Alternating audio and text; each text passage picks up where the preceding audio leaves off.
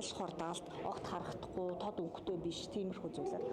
Хоёрдугаарт нөгөө тамхины гадна талын хайрцаган дээр одоо нэг амар зургнууд байдаг шүү дээ. Хавдрын зураг зурагтай. Тэрийг бүр айгүй том хэмжээтэйгээр шууд нүдэнд тусгаар тийм байдлаар бас оруулах гэвчлэн те нэлээ олон. Тэгээд мэдээж нөгөө татвар тэрийг бол бүгдээр мэдж байгаа. Татварыг бол үнэхээр нэмээтэй.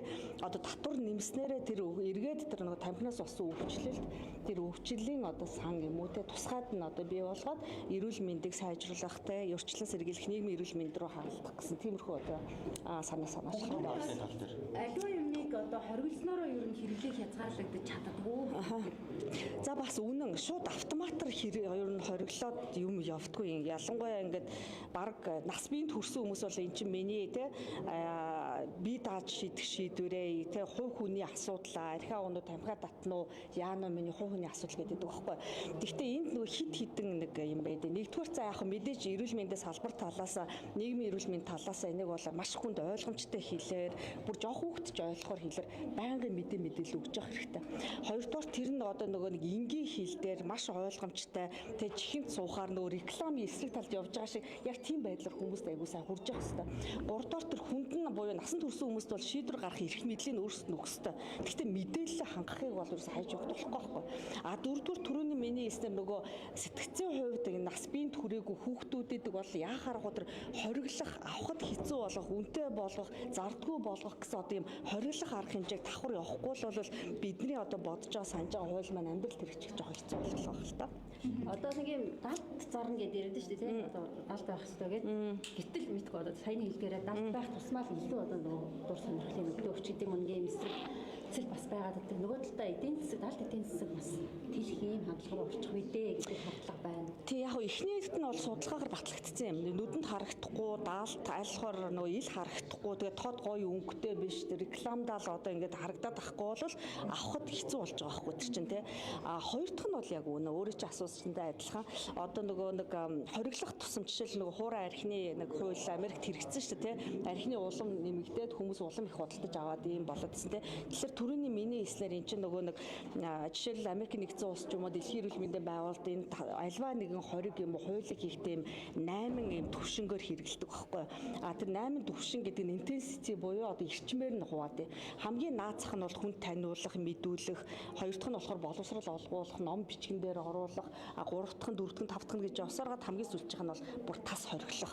Огт ресторант ч юм уу, дэлгүүрт ч юм уу, хоолны газар ч юм уу зарж болохгүй, идэж болохгүй, хэрэглэж болохгүй гэдэг. Тэгэхээр тэр intensity level тус бүрээр нь л хэрэгжүүлэх хэрэгтэй байх л та үйл ажиллагаа. Чинэ амт үнэр хориглох бас заалт орсон байлээ. Энэ ер нь ямар судалгаан дээр үндэслэж орсон юм бол тэр талаар мэдээлэл өгөөч. Яг юу юм бэ л та одоо нөгөө нэг амт үнэрийн чинь ялангуяа тэр түрүүн би ярьжсэн хүүхэд байтгаа ингээд залуу хүмүүс хүртэл гоё үнэртэй одоо нэг гоё гүзээлцгний үнэр чинь хүний тарих чинь rudimentary стил байгаль нь айгүй чухал нөлөөтэй байхгүй. Тэгэхээр бид нар гүзээлцгэн чинь айгүй гоё үнэр үнэхээр өөрөө мэдэхгүй л цатгалан ч юу ч гэсэн нэг идмэр санагддаг та тий. Эсвэл одоо шампунь ч айгүй гоё үнэртэй болохоор ингээд авмаар санагддаг. Яг тэр шиг энийг ялангуяа тэр нас биед хүрээгүй харьцангуйд хүүхэд тийм хүмүүст болвол одоо энэ тамхины тэр гоё үнэрт гоё одоо гоё үнэр гарахаар чинь зэрэг амсаж үзмээр, татаж үзмээр, барьж үзмээр, хэрглэж үзмээр санагддаг байхгүй. Тэр байтга ингээ гоё хумсаа ботцсон хүмүүс гоё хумсаа харуулахын тулд октод тамхи нэг хэсэг барьж исэн бүр тийм бас судалгааны материалууд байдаг байхгүй дээр үед Европ интерт. Тэгэхээр яг тэр шиг одоо саяхан би дөнгөж уржигдхрөө хүртэл харж байсан. Одоо ингээд хүмүүс үнэхээр гоё үнэртэй сайхан эмэг нэг химийн үнэр гэдгийг мэдэхгүй байгалийн үнэр болохоор нөгөө нэг бидний тарих чинь сая ярьсан шүү дээ байгалийн rudimentary цаанаасаа юм байгалаасаа юм эрэхтэн учраас гоё үнэр цаа өөрөөс ихэвчлэн мэдэхгүй татагдаад хор гэж ойлгохгүй байна. Тэгээ өөрөө чиргэлээд хүүхдүүдэд чиргэлүүлэх ийм одоо сэтгэцлийн одоо тийм татаас үүсгээд байгаа байхгүй цаанаасаа. Энэ их асуудалтай учраас яахааргүй хориглох ёстой л гэж бид нар үзэж. Ер нь одоо яг энийг хориглоснороо гэдэг юм уу ямар юм шиг гарсан тийм олон улсын судалгаа юмнууд байд юм болов. Таас түрүү ярианд дурдлаа штэ ер нь ингээ хааж болох хууль бус бодлоо бүх юм өгдөг. Гэтэл одоо ингээ энэ хуулийн зүйлээр бас л маа ялгаагүй юм хааж болох юм асуудал орж ирж. Тийм. Гэхдээ би түр хариулахдаа нөгөө 8 төрлийн хориглох гэдэг нь одоо хориглоно гэдэг нь хамгийн эцсийн үр дагавар байхгүй. Тэгээ бүр ихнээс нь явж байгаа байхгүй те. Эхлээд хүмүүстэй сургаад хангах, зөв мэдээлэлээр хангах, одоо мэдээлэлээ сурах бичгэндээ оруулах ч гэдэг юм уу те. Эсвэл тэрийг одоо бусад газруудад ингээд бичиг баримтаар тараах ч гэдэг юм. Яг тэр шиг эдгээр миний бодлоор яг одоо нөгөө нэг policy буюу нийгмийн эрүүл мэндийн бодлогын түвшинд хэрэгжүүлэх ёстой үе шаттай арга хэмжээг бүгдийг хэрэглэх хэрэгтэй. Шууд л хааж боох асуудал бол юм гэж шууд хүрэх.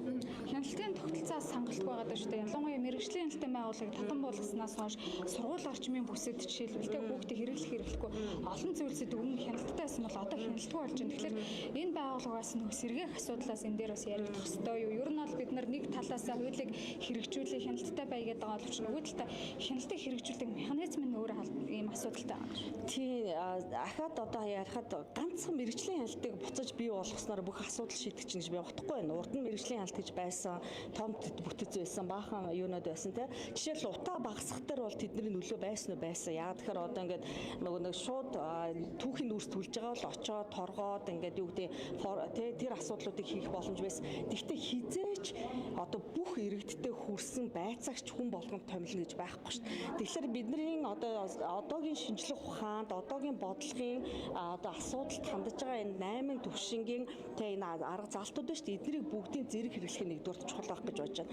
Хоёрдугаарт ингээд тамхи татж байгаа хүн дээр миний бодлоор ерөөс ингээд хүнийг ингээд тархиндан суулгаж өгөхгүй бол нас биед хүрсэн үнээс болоход аюу хэцүү байхгүй.